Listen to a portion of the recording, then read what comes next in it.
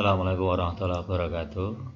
Pada bab pertama ini kita akan belajar masalah teknik analisa korelasi tata jenjang. Kemarin kita sudah belajar salah satu teknik analisis korelasi yaitu produk momen. Jadi teknik analisis korelasi ada berbagai macam. Yang pertama adalah produk momen. Produk momen itu apabila data itu adalah data kontinu dengan kontinu atau variabel X-nya kontinu, variabelnya Y-nya juga kontinu.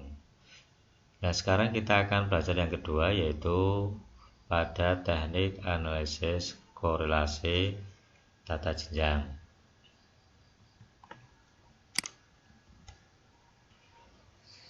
Diharapkan setelah kuliah ini mahasiswa dapat satu mengetahui definisi dan kegunaan dari korelasi tata jenjang. Yang kedua yaitu mahasiswa dapat menghitung teknik korelasi tata jenjang.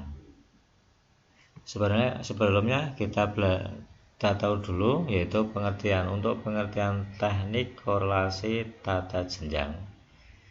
Yang namanya tata jenjang, maka teknik korelasi tata jenjang adalah teknik analisis korelasi paling sederhana yang berdasarkan perbedaan urutan kedudukan. Jadi urutan kedudukan atau kedudukannya kita urutkan dengan cara berjenjang dengan ciri atau terdiri dua variabel atau bivariat, variabel X dan variabel Y. Ini X-nya sebagai variabel yang mempengaruhi atau variabel bebas, yang Y variabel yang dipengaruhi atau variabel terikat. Data itu kita susun secara berjenjang atau berurutan yang disebut dengan data ordinal atau data berjenjang atau data urutan. Jadi data kita urutkan atau dengan data jenjang. Nah, untuk teknik analisis korelasi tata jenjang itu efektif bila sampelnya antara 10 sampai 29. Jadi ini penggunaannya sangat terbatas, hanya untuk sampel efektifnya 10 sampai 29. Bila lebih dari 30 sampel maka disediakan kita tidak pakai teknik analisis korelasi tata jenjang ini. Lambangnya adalah ini rho sama indeks korelasi yaitu antara 0 sampai 1. Nanti kita konsultasikan dengan tabel produk momen. Kalau nanti hitungannya lebih besar maka ada korelasi, tapi kalau hitungannya itu nanti kurang dari tabel maka tidak ada korelasi, sama dengan produk momen.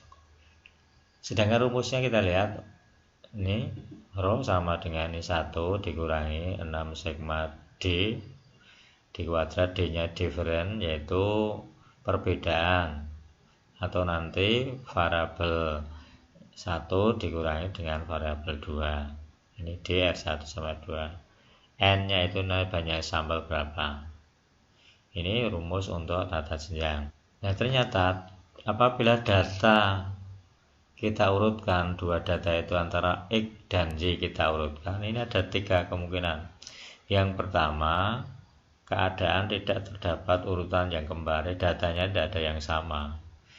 Tapi ada kemungkinan ada yang sama, sehingga keadaan terdapat urutan yang kembar sama 2 atau bahkan lebih dari 2. Nah, kita urutkan 3 kemungkinan ini, nanti untuk pemberian ranking itu juga berbeda, sehingga ada 3 macam untuk tata jenjang. Sebagai contoh ini tidak ada urutan, ini data ini nomor, nama anak, ini data 1.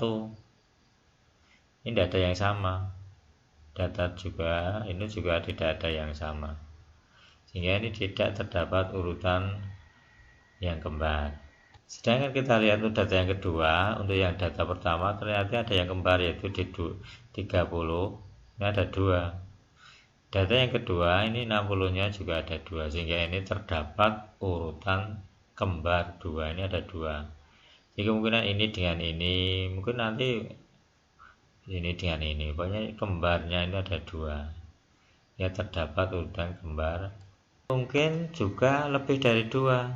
Contoh ini 30-nya ternyata ada 1, 2, 3, 4. Yang data yang kedua, data Y juga ada ini 1, 2, 3, 4, bahkan 5. Sehingga terdapat urutan kembar 3 atau lebih. Ini ada 4, ini ada 5. Nah, kalau demikian maka nanti perhitungannya juga berbeda. Yang pertama, apabila tidak terdapat ukuran urutan yang kembar. Jadi ini bagaimana proses penghitungannya.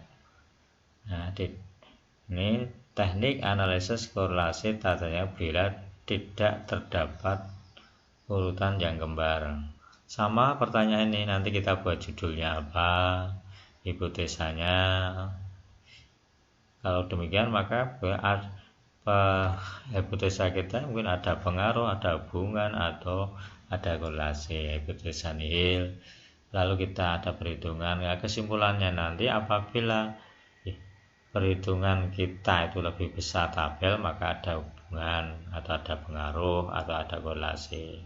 Tapi kalau hitungan kita itu lebih kecil dari tabel, maka tidak ada pengaruh atau tidak ada hubungan atau tidak ada korelasi, seperti halnya pada perhitungan produk umpamanya yang dulu pernah kita lakukan.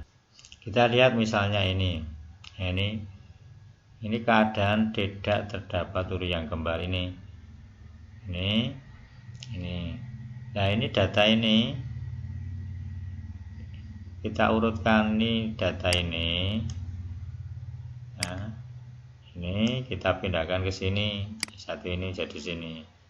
Setelah itu data ini kita urutkan dengan cara di sini untuk menyurutkan data. Kita urutkan dari data kecil besar, klik yang ini sehingga diperoleh ini urutan datanya. Nah, setelah kita urutkan ternyata ini ranking 1 44, ranking 2 43 dan terusnya, sehingga ini kita pindahkan ternyata 437 ini di sini yaitu ranking 8, maka sini 8. 41 ini di sini ternyata 41 itu rankingnya adalah ranking 4, maka sini 4. Dan seterusnya sampai pada 39 ini. Nah, 39 ini ternyata 39 sini ini adalah ranking ke-6. Sehingga 39 ini kita kasih ranking 6. Sehingga ini ranking data 1, ini rankingnya ini. Demikian juga untuk yang data 2 ini. Yang kita copy, klik sini, pindahkan di sini, klik. Setelah itu kita urutkan sama ini, diklik yang ini, kita urutkan ini. Nah, ini kita urutkan, klik. Kita urutkan dari data yang besar ke kecil di sini sehingga dipilih ini. Nah, ternyata 65 ranking 1 dan bawahnya adalah 45, itu adalah ranking 10. Nah, kita lihat data 2 ini 63, 63 ternyata ranking 3. Ini 3 sampai ke 59. 59 ini di sini ternyata itu ranking 5. Sehingga ini setelah ketemu ranking data 1, ranking data 2, lalu D-nya ini itu ranking 1, di rank 2, maka sini maka ini sama dengan ini 8 yang terletak F6 dikurangi dengan yang 3 yaitu G6. Ya, dikurangi G6 ketemu demikian. Setelah itu ini kita copy, pastekan di sini. Nah, sehingga diperoleh ini. Setelah itu dikuadratkan. Setelah dikuadratkan lalu dijumlah. Ini hasilnya adalah ini.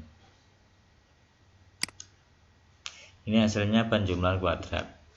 Setelah ketemu angka ini yaitu 312, kita masukkan di sini.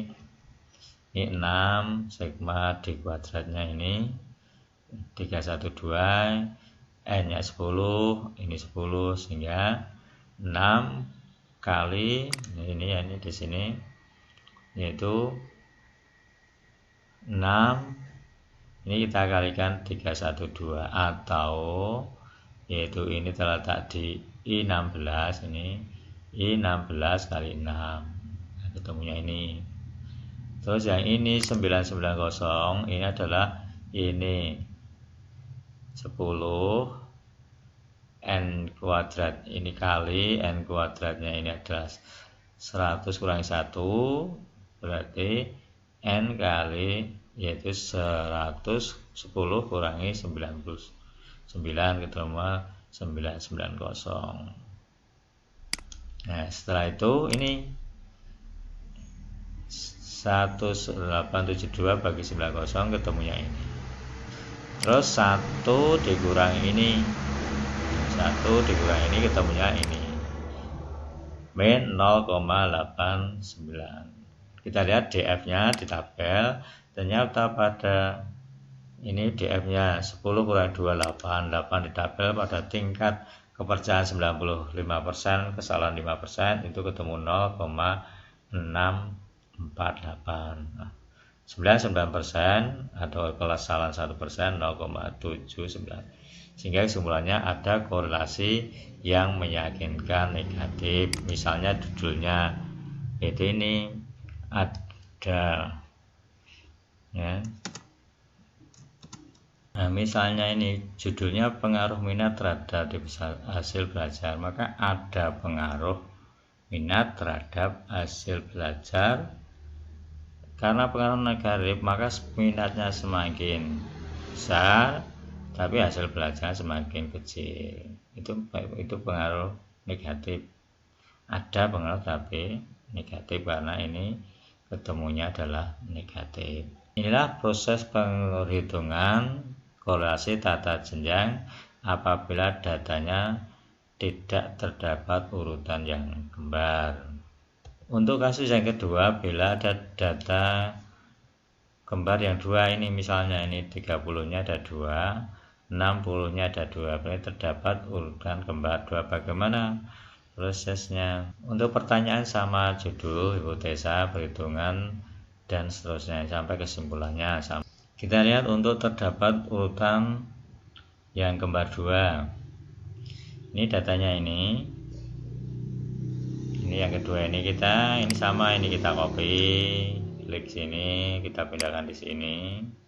Setelah itu kita urutkan seperti ini, klik, sehingga terjawab ini urut. Ternyata datanya kita urutkan, ini 11, ini sampai ke 44 ya. Hingga untuk yang 11 ini, nah kita ini 28 ternyata nomor 5, 35 ternyata ini nomor 8, dan seterusnya sampai 19 ya. 19 ini ternyata nomor 3, ini kita masukkan ke 3.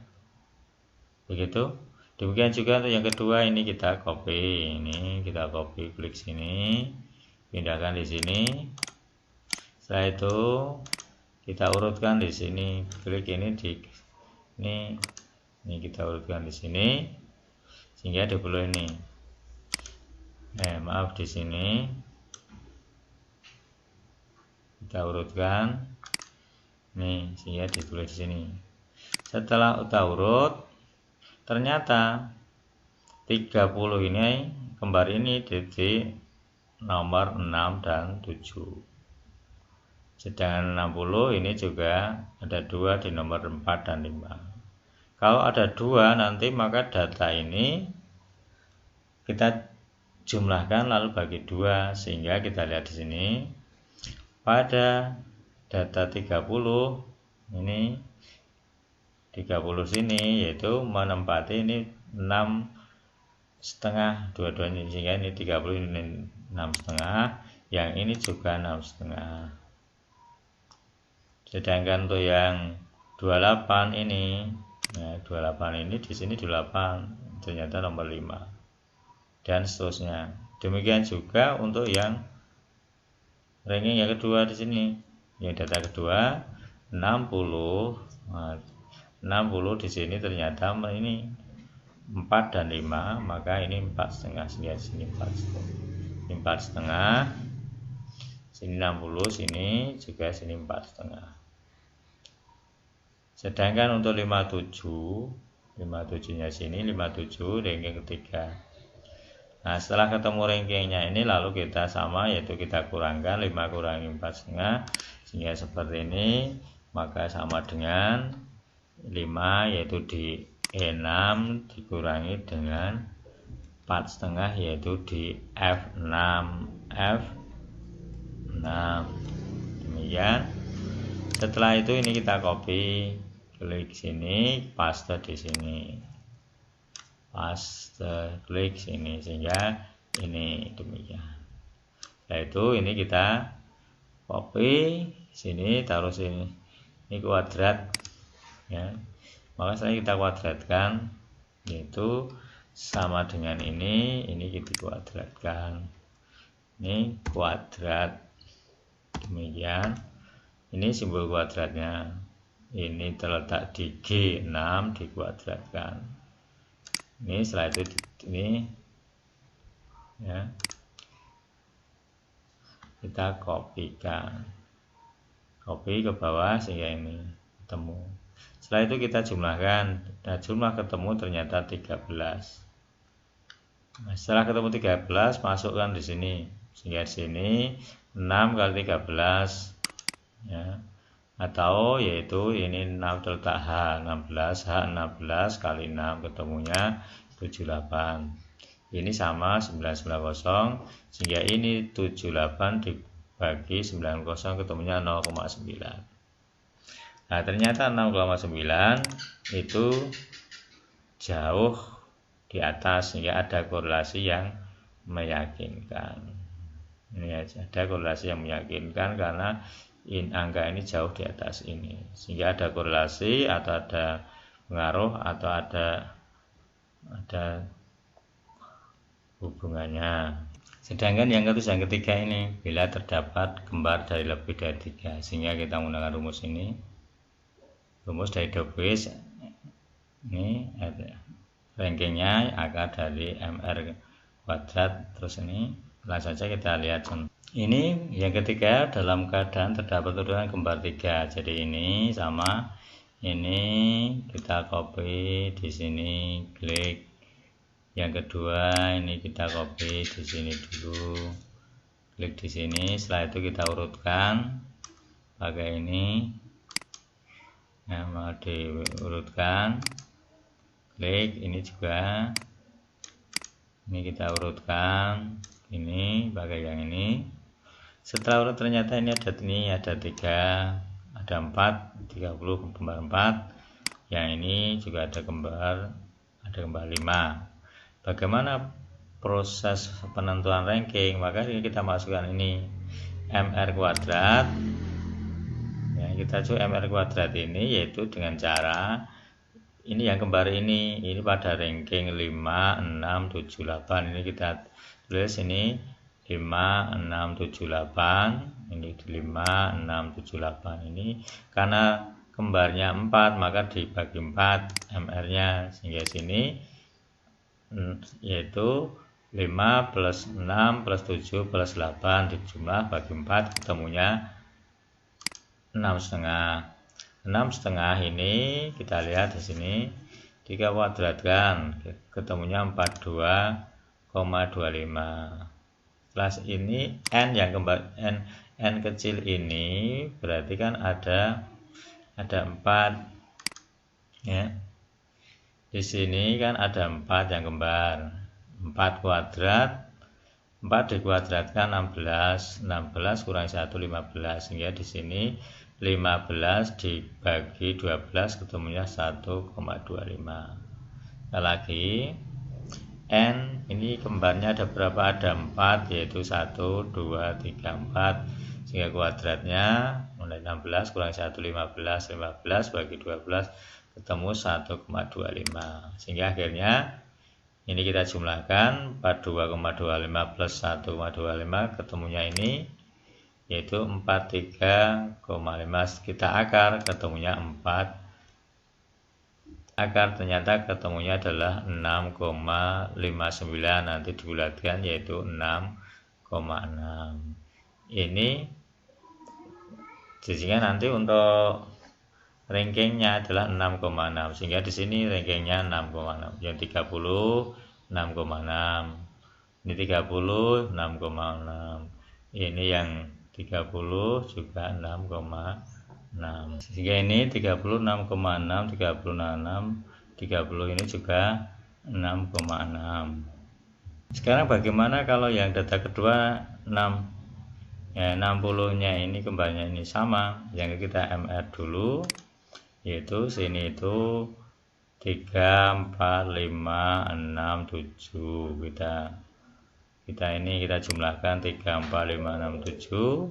Karena ini ada 5, maka kita jumlahkan semuanya, ya, yaitu 3, 4, 5, 6, 7 ada 5, dijumlahkan bagi 5.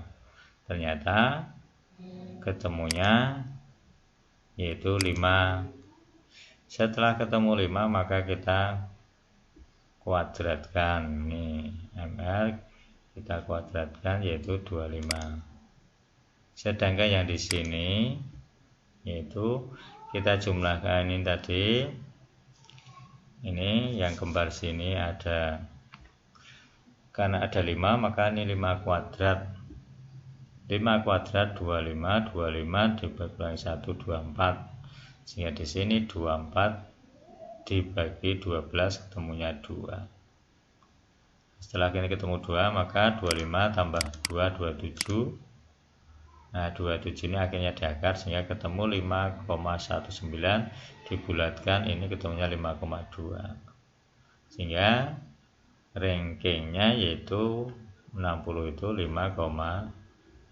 Hingga sini 60 5,2, 65,2, 5,2 ini 50,2, 65,2.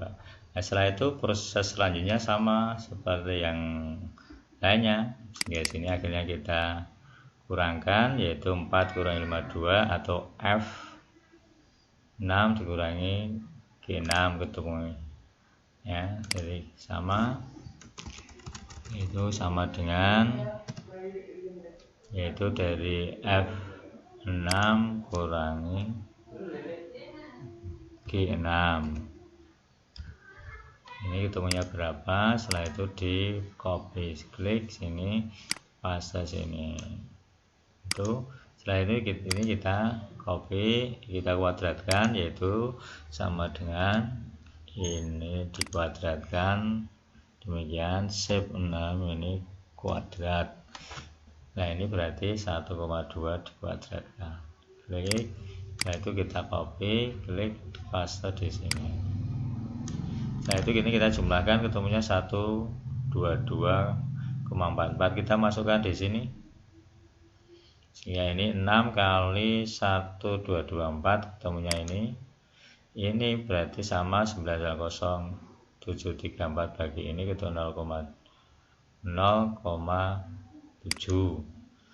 Nah, akhirnya row-nya adalah 1 kurangi 0,7 yaitu 0,25. Karena ini jauh di bawah, maka yang ketiga ini tidak ada hubungan atau tidak ada korelasi atau tidak ada pengaruh.